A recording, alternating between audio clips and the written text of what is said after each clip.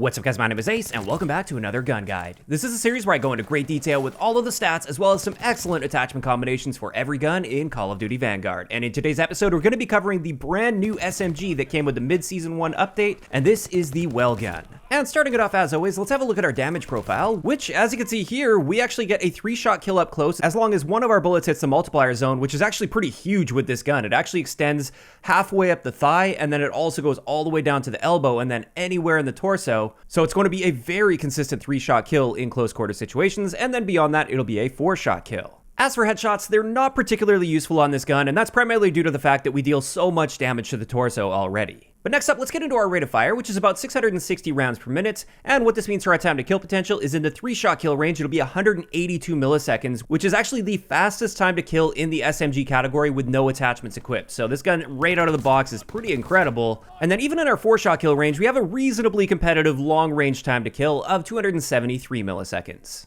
As for our bullet velocity, this is standard for SMGs at 353 meters per second. And now let's get into our ranges, which are pretty solid. That 3-shot kill potential extends out to 20 meters, which is great for an SMG. And then our first 4-shot kill range, where we're guaranteed a 4-shot kill no matter where in the body we shoot them, that extends out to 38 meters. And then beyond that, you have to hit all of your shots to that multiplier zone, which is huge on this gun, in order to maintain a 4-shot kill. If you don't manage to hit all of those torso shots though, it will drop off to a 5-shot kill there. As for hardcore game modes, the Welgun's pretty great in hardcore. We have a guaranteed 1-shot kill out to 20 meters, then out to 38 meters, we can still get a 1-shot kill as long as you hit that really big multiplier zone. And then finally beyond that, you will have to hit a neck or headshot for a 1-shot. As for our hipfire, this is where we start to see the downsides of the Welgun. It has really bad hipfire for an SMG. It's tied with the PPSH as being the worst in the SMG category. Flipping that around though, when we have a look at idle sway, as you can see there, this is very little idle sway for an SMG, so you have amazing first shot accuracy due to this idle sway. And now let's get into recoil, which, as you can see here, it's not a bad recoil pattern as well. It kicks upward and to the right, and after the first 10 shots or so, there is a little bit of a horizontal zigzag there, but this is a very manageable and controllable recoil pattern, and I would consider this gun to be quite accurate. Now, speaking of accuracy, we should have a look at our aim down sight spread, which, as you can see here, it's pretty standard for an SMG. There is some bullet deviation here while aiming down sight, but not a lot, and this should be generally not noticeable in the ranges you should be using this gun. Now, getting into handling, our aim down sight time is a bit on the slow side for an SMG at 245 milliseconds. However, our sprint out time is right around average for an SMG, or a little bit better than average actually, so that's great to see. As for reload add time, this is also just slightly faster than the average for SMGs at 1.59 seconds. And finally, for base stats, let's get into our mobility, which is unfortunately not the strong suit of the Welgun. Our base movement speed is 10.8 miles per hour, which is noticeably slower than average for an SMG. And we see a similar story with our sprint speed, as well as our aim walking movement speed. Mobility-wise, this gun's more along the lines of an assault rifle. And with that, that's going to wrap it up for the base stats of the Welgun, but now let's move into some of the important attachments, and the first set of attachments we'll look at are the barrel attachments, and I want to have a look at the recoil. And as you can see here, there's one important thing I want to point out. The first barrel you unlock, that 240mm, in the stats, it doesn't say that it changes any of your recoil values if you're just looking at the numbers. However, the description does make a mention of recoil, and it turns out this does actually impact your recoil. There's a noticeable amount of that side-to-side bounce, especially with the first several shots that you fire. So just keep that in mind if you're using that first barrel. That is a somewhat hidden stat attached to it.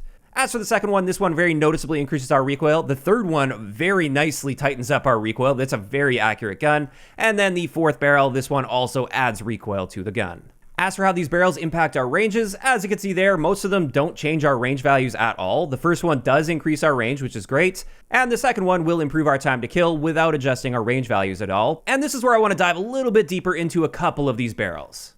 Now the first one, you'll notice if we have a look at the ranges, this actually drops the final range drop off. So now it's guaranteed to be a 3 to 4 shot kill no matter where in the body you're shooting them. So it is nice for consistency, but if we remember, there is that hidden nerf to our recoil. And as a result, I would say it's just unnecessary to use this barrel. It's not necessarily bad, I just don't think it's helping all that much since the gun is already very consistent at getting a 3 to 4 shot kill. As for our second barrel, this is the only one that really directly impacts our time to kill potential. This one just gives you a boosted fire rate up to about 760 rounds per minute, which is a massive boost, by the way. And what this means for our time to kill potential is now we kill at 158 milliseconds up close, which is insanely fast. And then even in the 4-shot kill range, 237 milliseconds to kill is a great time to kill value. Now, unfortunately, this one does hurt our recoil quite a bit, and therefore I would say this is a great choice if you're using it just up close and personal, maybe on smaller maps, for instance. However, you are going to lose a lot of that versatility at longer ranges. So there we go, that's going to wrap it up for the stats I wanted to look at on the barrels. Now let's move on to the magazine attachments, and these ones are quite interesting. Let's start it off with the recoil, which, as you can see here, the 7.62 Gorenko will give us a slightly better recoil pattern, not by a large margin, but it will slightly improve it. And then the 45 ammo, this one doesn't really increase the magnitude all that much of our recoil. All it does is it increases that horizontal recoil after the first few shots that are fired. And that is actually quite noticeable. This will affect your ability to hit your target at longer ranges, so that is something to keep in mind with it.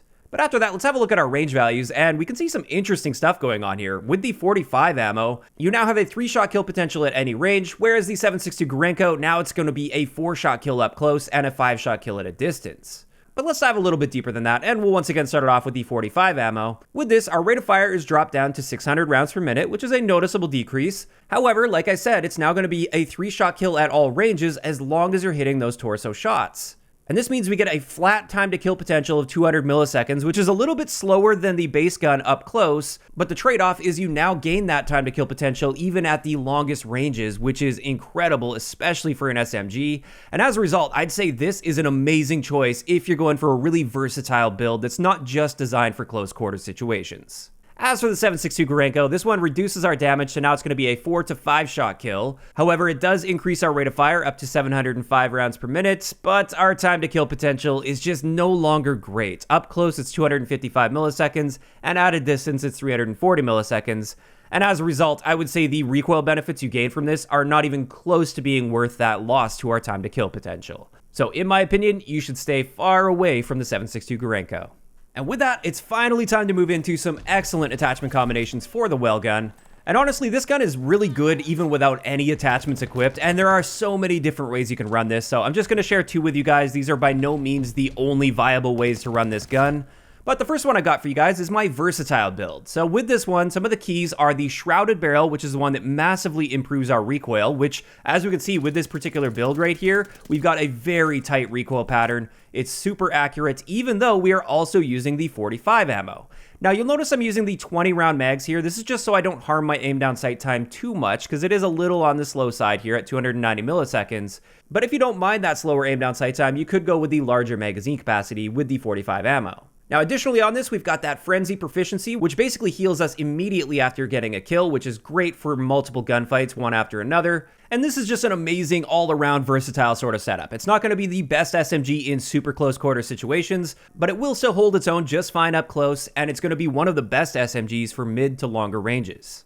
Now, as for our second class setup, I wanted to move to the opposite end of the spectrum. This setup's going to be designed for close range and close range only. You're not going to be challenging people across the map with this. This is great for these smaller maps like Shipment or Das House, for instance. And with this, some of the keys are the 120mm short barrel, which boosts our rate of fire potential by a good amount. We're also using the Gung Ho Proficiency for a literal instant sprint out time, and the 64-round drum magazine, so you can just be moving through target after target and continuing to fight. We've also got a noticeably better Hipfire Spread. It's far from the best in the SMG category, but it's at least a lot more usable here. And you can see our time to kill potential up close is 158 milliseconds, which is insanely fast. This is great for super close quarter situations. But like I said, this isn't going to be used at longer ranges because if we have a look at the recoil, you can see there is a lot of recoil here. So this is definitely more of a niche build that's designed for one specific purpose rather than for versatility.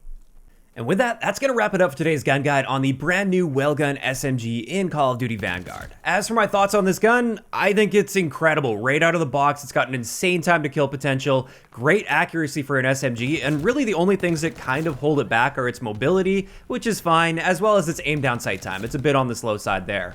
Outside of that, this is one of the best SMGs in the game. I absolutely love it right out of the box. You don't even need a bunch of fancy attachments on it. It's just great right from the get-go. Now, of course, that is just my opinion. I'd like to hear from you guys in the comment section below. What do you think about the Welgun so far in Vanguard? Also, if you guys have missed any of the previous episodes, I will leave a link to the playlist in the description down below. If you enjoyed the video, a like rating is always appreciated. And don't forget to subscribe for more if you haven't already. I'll talk to you guys next time.